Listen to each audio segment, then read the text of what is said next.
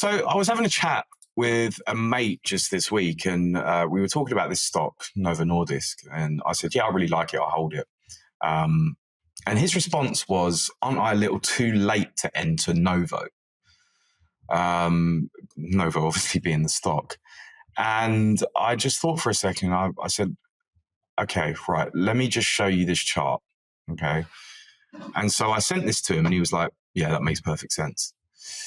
When you're looking at quality and you're looking at demand and you're looking at, whether a stock is a good business or not, whether it's gone up, massively in a short period doesn't necessarily matter, especially if you're looking at maybe a 5, 10, 15-year time frame in some cases.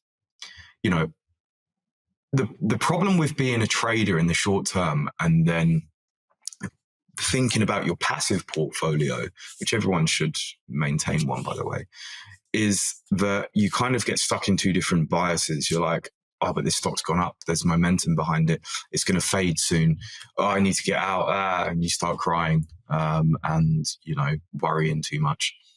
And then when there's the more sort of passive side, and then you go back to trading, you're like, "Oh no, I'm holding this for too long now. Because it's meant to be a trade," and you get stuck in, holding a position for too long, or worrying about holding a position for too long because you need to be in and out of the market and all of this nonsense.